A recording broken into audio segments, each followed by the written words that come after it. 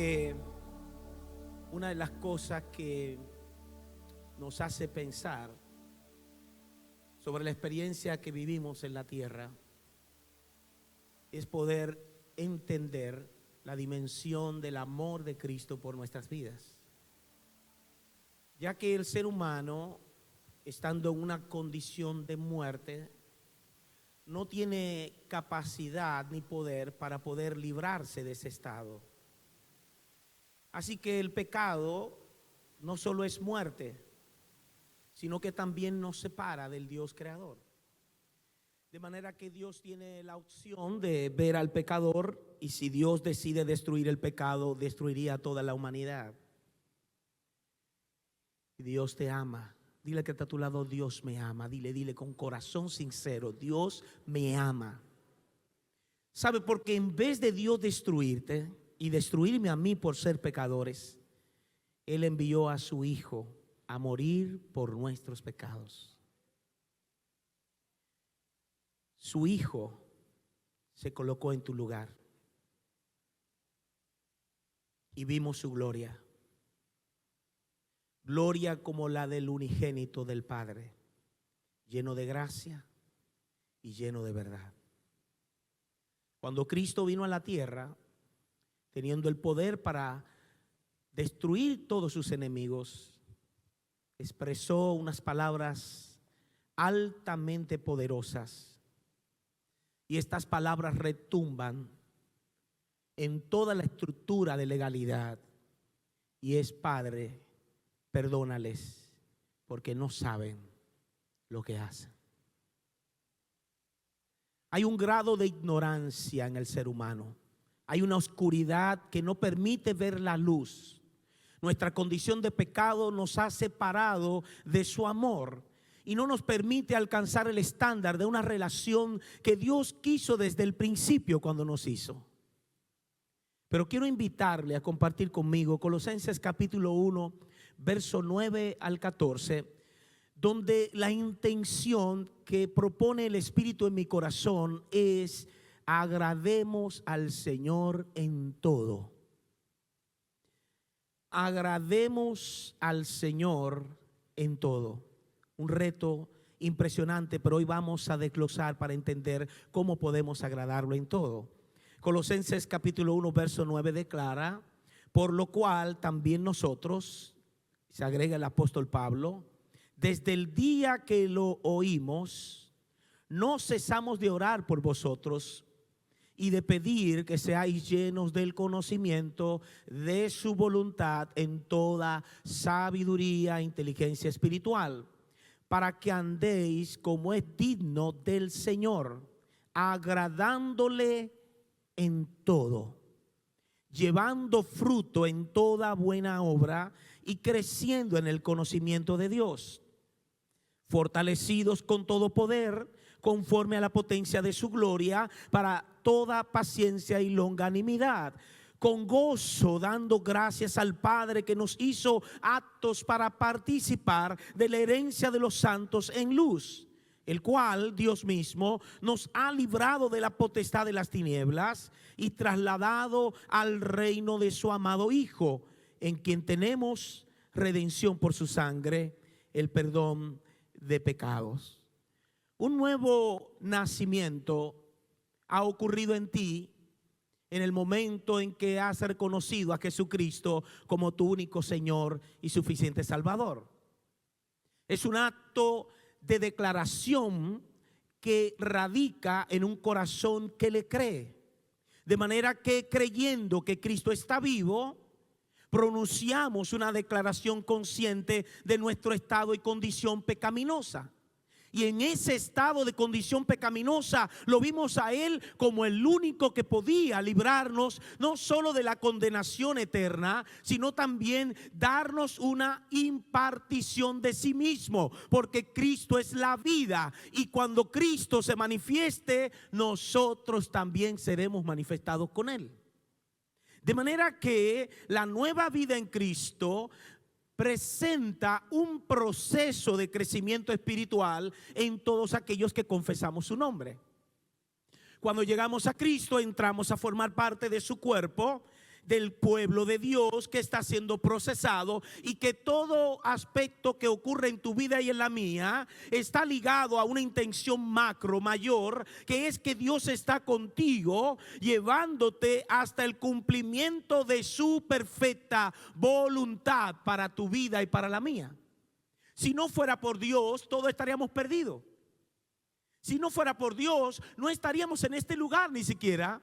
No estaríamos respirando. Es Dios quien sostiene nuestra vida y cada mañana nos otorga la impartición de su misericordia, que es eterna, para que nosotros abramos nuestros ojos y tengamos una nueva oportunidad de enfocarnos en el propósito de por qué Dios nos hizo.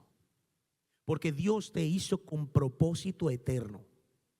Y ese propósito que Dios va a cumplir en tu vida está enraizado en sí mismo. De manera que cuando nosotros entendemos esto, desde el momento que creímos, fuimos sellados con el Espíritu Santo de Dios, que es las arras o garantía de nuestra posesión adquirida en Él. De manera que cuando el Espíritu viene a morar en ti, no necesitas llegar a un lugar para experimentar su presencia, porque su presencia no solo va contigo, sino que está contigo. Y este concepto es muy importante para poder interpretar correctamente los asuntos de la vida. Puedo sentarme con dos personas y preguntarle quién soy. Es una pregunta que he elaborado para algunas personas trabajar con el tema de identidad. Y la pregunta quién soy, y desde que la persona define, soy un buen hombre o soy una mujer extraordinaria, soy una persona que tengo altas y bajas, etcétera, etcétera, y no dice soy un hijo de Dios, tiene que trabajar el tema de identidad. Porque si me veo como hijo, no soy huérfano. Si me veo como hijo, estoy integrado con mi padre. Si me veo como hijo, intento y busco la manera de dejar que Dios obre en mí para poder operar coherentemente en un estilo de vida que sea glorificante a Dios. De manera que si me veo como hijo, no como un evangélico, no como un creyente o un cristiano, me veo como un hijo del Padre. Por lo tanto, valoro el sacrificio de Cristo. Y me doy cuenta que Cristo ha hecho posible lo que no podía ser posible. Él mismo nos reconcilió consigo mismo. ¡Wow! Y en ese sentido, los colosenses se caracterizaban por dos cosas. Y es su fe y también su amor. Es lo que Pablo lo motiva a decir: yo voy a orar, yo voy a determinar orar al Padre por ustedes, porque me he dado cuenta y he escuchado, he hablado con algunos que han visto su testimonio y se dieron cuenta que tienen una fe inquebrantable. Una fe inquebrantable no es un aspecto teórico intelectual. Muchos sabemos textos bíblicos, pero no lo hemos puesto en práctica. Vivir la vida de Cristo representa a Cristo mismo viviendo en nosotros. De manera que no es solo un ejercicio técnicamente intelectual de aprender textos y aprender técnicas de cómo ver la Biblia, sino más bien comernos el rollo, porque el rollo ya está integrado en nosotros. La palabra viviente, el verdadero logo eterno, es Cristo mismo y ya lo posees por dentro. De manera que cuando vivimos en esa realidad, nos damos cuenta que la vida en Cristo nos enseña a vivir una fe anclada en su persona. Eso va a implicar, mis amados, vamos a verlo en la práctica. Yo sé que ninguno de ustedes han pasado trabajo aquí en la tierra, pero yo sí he pasado trabajo. No sé si usted ha tenido alguna dificultad alguna vez en su vida, pero yo la he tenido. Y en medio de la adversidad, Dios nos está ayudando a ver la forma didáctica de esa experiencia. Él no quiere que tú te amilanes y comiences a quejarte y comiences a decir porque a mí. Dios quiere que tú lo veas a Él en medio de tu caos. Él quiere que tú te des cuenta que ese proceso solo toca al viejo hombre, no puede tocar al Hijo de Dios que está en ti. De manera que cuando vives esa experiencia, lo que se está muriendo es lo que tiene que morir, es lo que tiene que ser crucificado, es nuestro viejo hombre que está lleno de pasiones y deseos desordenados. En ese sentido, hay una coherencia entre el mensaje de Cristo y la evidencia de su carácter. Usted se da cuenta que nosotros somos muy teóricos, hasta sonamos bien. Nos hemos convertido a veces hasta en profesionales y tenemos unos códigos de lenguaje que impresionan, porque parece como si supiéramos demasiado. Y hablamos de la redención, la regeneración, hablamos de la santificación, pero todo eso es un marco teórico, porque si no lo estamos encarnando, no tenemos el poder y la autoridad para poder representar con dignidad lo que somos en Cristo. Dios no está buscando personas que aprendan a ser habilidosos para decir palabras teológicas que otros no conocen. Dios está buscando sus hijos, hijos que vivan para Él. Por lo tanto, así como un bebé espiritual, un bebé natural, usted ve ese bebé que comienza a caminar, quiere agradar a papá y mamá. Si papá y mamá no tienen carácter y no lo aman correctamente, le permitirán que haga todo. Y el niño a los 3 años no obedece a papá, no obedece a mamá, es un malcriado, porque sus padres no lo amaron como debieron amarle. Y los límites son un tipo de amor. Porque cuando vemos la palabra y nos damos cuenta, tenemos que analizar que existen 2 naturalezas. La naturaleza humana, que ya hemos dicho que está corrompida y que representa una condición pecaminosa. No solamente es que pecamos, es que somos pecadores. Y dentro de esa realidad, el mundo en el cual nosotros estamos instalados opera dentro de una influencia, que es la influencia del mundo de las tinieblas. Es tan real como que te está comiendo un plato en la semana. Y en ese sentido, Satanás, ¿qué hace? Él corrompe las motivaciones. Mire, mientras yo estaba reflexionando en la madrugada sobre cómo Satanás corrompe nuestras motivaciones, me di cuenta que desde niño hemos sido invadidos por un montón de basura satánica y no lo hemos descubierto. ¿Usted quiere ver una? Yo sé que aquí hay muchachos jóvenes que no se acuerdan porque quizás nunca lo vieron, pero los que están en una edad casi cerca de la mía pudieron haberlo visto. Popeye el marino, soy pipi. ¿Usted se acuerda? ¿Cuántos se acuerdan de Popeye? ¿Y sabe cómo decía Popeye? Que me lleve el diablo. No nos dimos cuenta.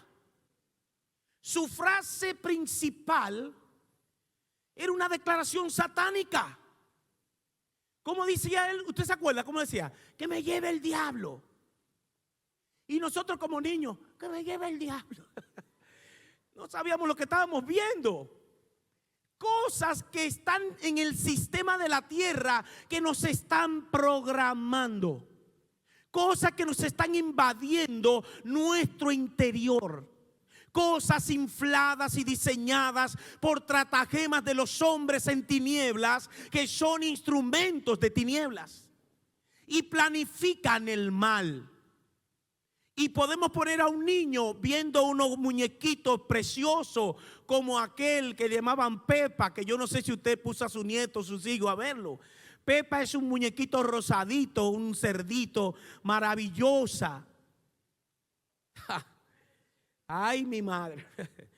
Esta realidad nos lleva a entender que el enemigo golpea a los que caminan en desobediencia. Y siempre tengo que hablar del territorio de legalidad y el territorio de ilegalidad. En el territorio de ilegalidad opera las tinieblas. El enemigo está allí como aquel que está controlando y buscando, porque es un territorio donde él se complace. Pero el territorio de la legalidad solo es posible operarla cuando estamos en Cristo. Cuando dejamos que el Espíritu Santo nos controle nuestras emociones, comenzamos a vivir la vida del Hijo. Por esa razón somos tan torpes en nuestras decisiones personales. Por esa razón sufrimos tanto en la tierra, porque generalmente lo almático es lo que nos está gobernando. Claro, yo estoy hablando con otra gente de otro país, no con ustedes. Ustedes están muy bien. En medio de esa realidad, usted y yo, qué lindo sonó eso allá en el fondo. Gloria a Dios. En esa realidad, ¿qué hace el enemigo? La Biblia no dice que cega, dice que cegó el entendimiento del incrédulo. Y si él cegó el entendimiento del incrédulo, es para que el incrédulo nunca pueda ver a Cristo, porque la única forma de ver a Cristo es por medio de la fe. Entonces, muchos de nosotros que somos creyentes tenemos que transicionar para convertirnos en hijos. Y esa no es obra de nosotros, es obra del Espíritu. Porque mientras seamos solo creyentes, hasta los demonios creen y tiemblan y siguen siendo demonios. No es suficiente solo decir que creo que Dios existe. No es suficiente decir, yo soy evangélico, me congrego en tal. No, eso no tiene relevancia en el mundo espiritual, porque Dios está operando en naturaleza, no en estructura. ¿Me doy a entender? De manera que cuando yo digo tener a Cristo, es porque su vida está en mi vida, haciendo posible una transformación que me llevará a tener una realidad totalmente diferente a la que hoy estoy viviendo. Obviamente, 2 Corintios 4, verso 3 al 4, acompáñenme para que veamos una verdad aquí. Dice, pero si nuestro evangelio está aún encubierto, entre los que se pierden está encubierto, en los cuales el Dios de este siglo cegó el entendimiento de los incrédulos para que no les resplandezca, mire la razón, para que no les resplandezca la luz del evangelio de la gloria de Cristo, el cual es la imagen de Dios. Entonces, ¿cómo me doy cuenta si estoy de un lado o estoy del otro? La naturaleza que me define es la naturaleza que me gobierna. La naturaleza que define quién soy es la que estará simplemente manifestándose cuando estamos siendo probados, no cuando estamos en paz, tranquilos, estamos gozosos porque nos entró un dinero que nos trabajamos, etcétera. Es cuando nos encontramos entre ese momento en que sentimos que no podemos y en el momento en que sentimos que somos débiles. En ese momento se perfecciona la bendición de Dios sobre nosotros, porque dejamos de ser ese humano caído para entender que en Dios todo es posible.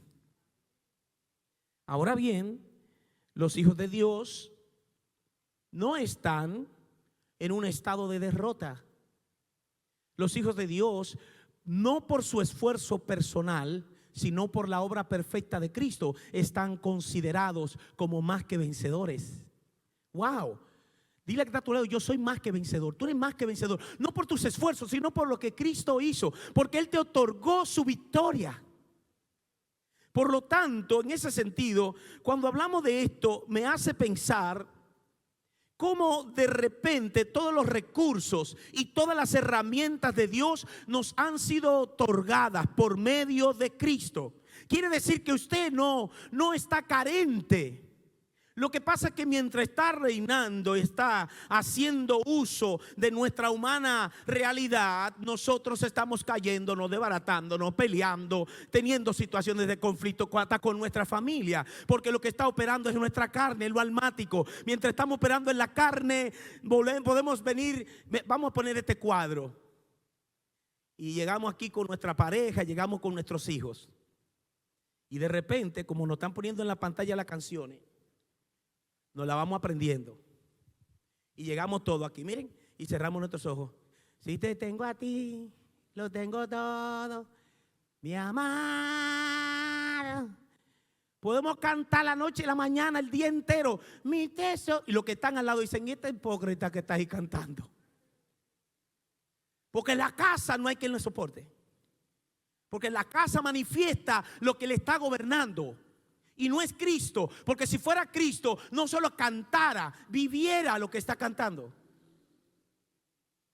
Y entonces estamos diciendo, si te tengo a ti, lo tengo. Y es verdad, es una realidad espiritualmente bíblica. Él tiene y ha dado a los hijos todo lo que nosotros requerimos en cuanto a la vida de piedad, en cuanto a la vida de fe, en cuanto a las acciones que tenemos que desarrollar. Él nos ha habilitado. Tenemos esa naturaleza, pero igual que un niño, necesitamos aprender a caminar, a hablar, a conducirnos y a tomar decisiones. Mientras estamos en ese proceso, no vamos a demostrar nuestra capacidad de poder caminar hasta que pasen ciertos meses y quizá un año más. Pero no significa que Dios no nos habilitó para que caminemos. De igual manera, en el mundo espiritual, Dios nos ha habilitado para que nosotros podamos vivir en la vida de Cristo. Y la vida de Cristo es morir nosotros. O sea, no tiene otra escapatoria. Si no muere tu yo y no muere mi yo, no surge Cristo. Pablo lo entendió, mis amados hermanos y hermanas. Y Pablo dijo, lo que Cristo hizo repercute en todas las esferas, tanto de los cielos como de la tierra. Lo que Cristo hizo fue reconciliar consigo mismo todo lo que había de conflicto a nivel angélico y espiritual, y todo lo que había de conflicto a nivel humano. Cuando Él resuelve en la cruz, según Colosenses capítulo 1, Él está asentando la base de una victoria contundente contra todo lo que se había opuesto a su propósito. Y usted y yo, por su gracia, somos incluidos en su perfecto plan.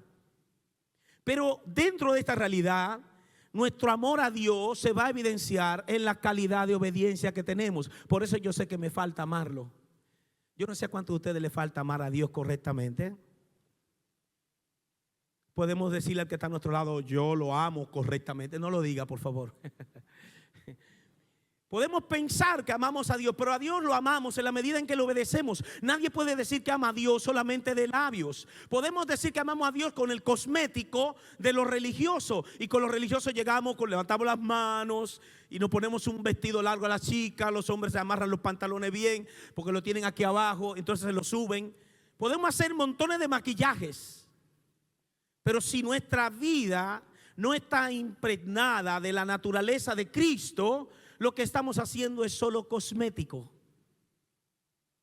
Dios nos está llamando a nosotros a ser transparentes y genuinos en nuestros procesos. Por eso, cuando entiendo la dimensión de su amor, descubro cuánto le amo en la medida en que yo estoy rendido para ser el instrumento que Él quiere. Y por eso no vivimos en esa realidad espiritual que necesitamos. Mire, voy a ser honesto. Vamos a leer un texto bíblico para entenderlo mejor.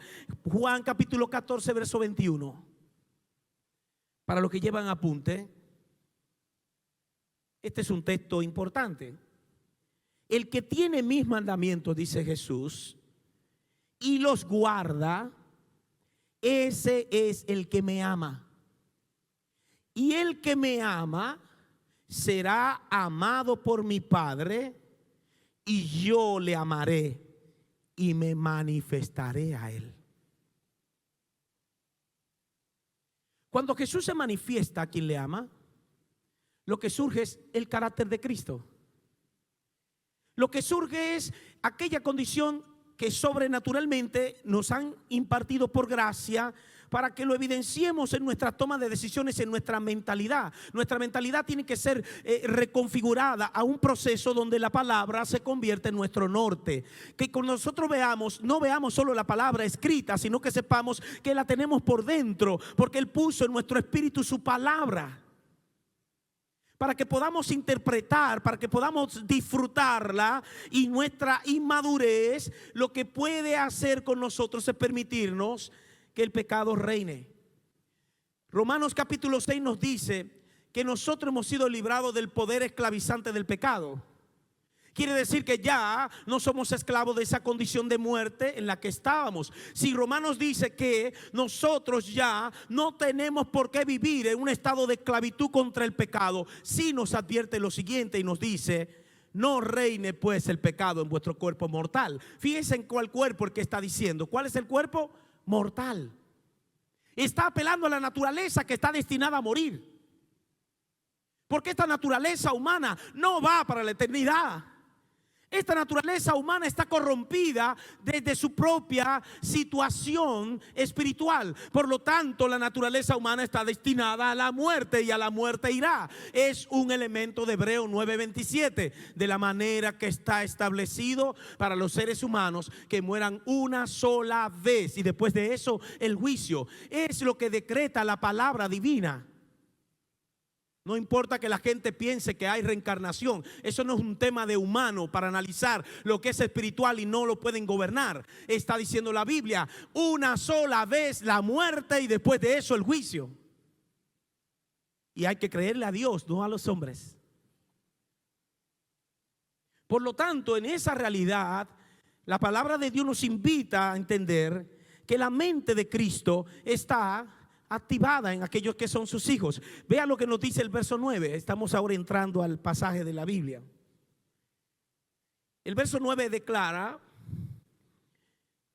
por lo cual también nosotros, desde el día que lo oímos, no cesamos de orar por vosotros. Mire qué interesante, cómo podemos unos a otros apoyarnos en oración y pedir que seamos llenos del conocimiento de su voluntad. Porque el que sabe cuál es la voluntad de Dios tiene la oportunidad para vivir en ella. Pero si desconozco lo que Dios espera de mí, voy a estar inseguros y vamos a estar haciendo cosas que no sabemos si a Dios le va a agradar o no. De manera hacemos planes y esos planes no contemplan a Dios porque no hemos primero descubierto que esa es su voluntad, que hagamos esos planes. Y tenemos temor de Dios cuando le decimos al Señor: Señor, yo estoy esperando esto me lo prometieron, aquello me lo van a entregar, pero si no es tu voluntad, yo no quiero ese proceso. No es fácil hacerlo, pero hay que entender que la voluntad de Dios es buena, agradable y perfecta. Eso hay que creerlo. Creerlo tanto que en mis planes no puedo dar un paso hasta que Dios no me confirma que esa es su voluntad. Conocer su voluntad en toda sabiduría e inteligencia espiritual representará que la naturaleza de Cristo nos guiará en ese proceso hacia toda verdad por medio del Espíritu Santo que está en nosotros. Aleluya. Conocer entonces la voluntad de Dios requiere una renuncia de mis apetitos y planes carnales. Por eso que estamos donde estamos, la mayoría de nosotros, porque hemos tenido planes que no han sido los planes de Dios.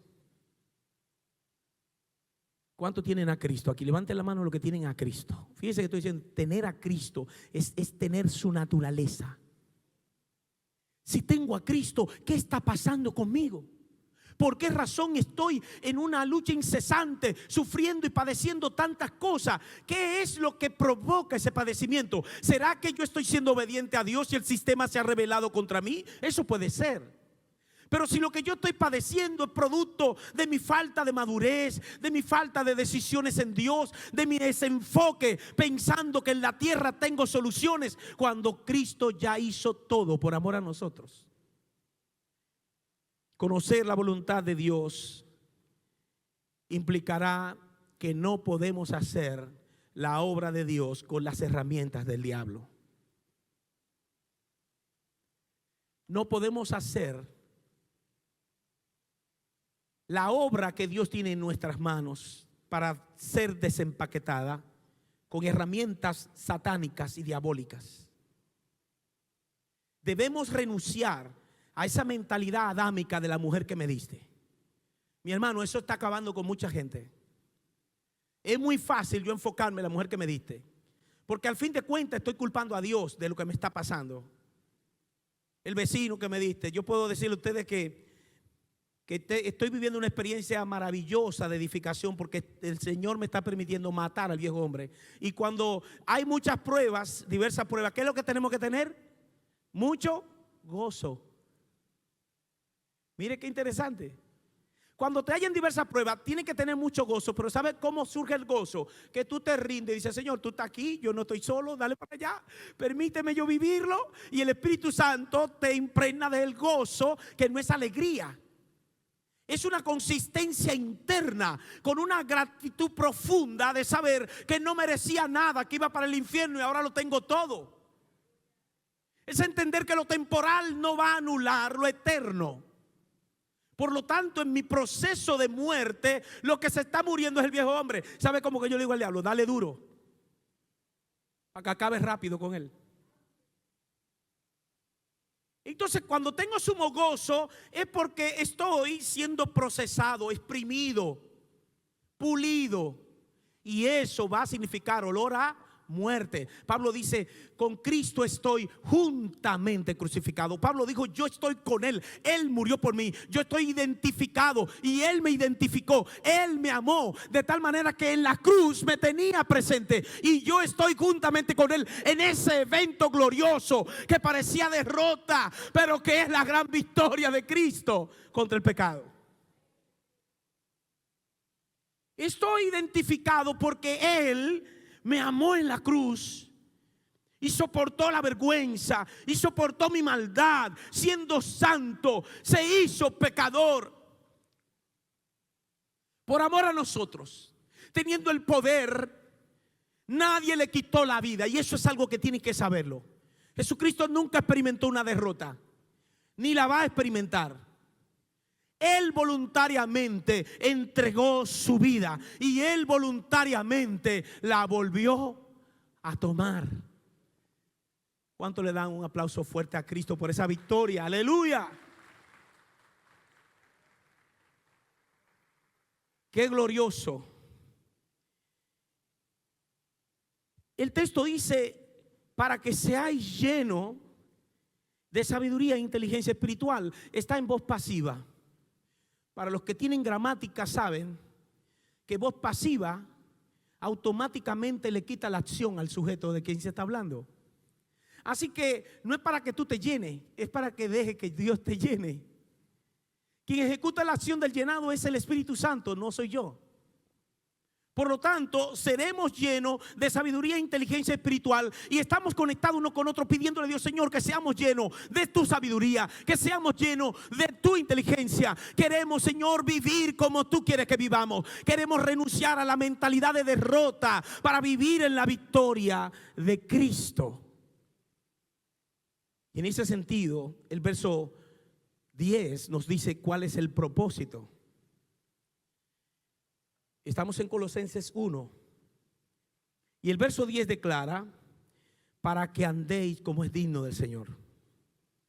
¿Y cómo yo puedo andar como es digno del Señor? Agradándole en todo. Y ahí es donde yo digo, espérate. Yo no estoy agradando en todo al Señor, porque cuando soy probado me sale el viejo hombre. Cuando me tocan la tecla yo me quiero defender y me vuelvo una fiera. Y me vuelvo una persona tan maldiciente y yo tengo que bendecir. Yo le decía a ustedes que tengo 2 semanas y pico que estoy en un proceso maravilloso de prueba. Y después de esas 2 semanas, cuando yo voy y busco lo que tengo que buscar y llego a otro lugar, se me quedó, no funcionó, me engañó, como dice el dicho. Y en ese engaño yo le escribo porque le llamo y no me responde. Y cuando veo, ¿sabe lo que yo hice? Yo dije, Señor, y le escribí a sí mismo, Señor, ten misericordia de fulano. Y hoy yo quiero que tú le bendigas con todas las bendiciones que tienes para él. Porque yo estoy llamado a bendecir, no a maldecir. Porque la naturaleza de Cristo me empuja hacia algo sobrenatural, no lo humano. Por lo tanto, quien me hace mal, yo le bendigo. Porque lo que yo tengo es lo que me gobierna.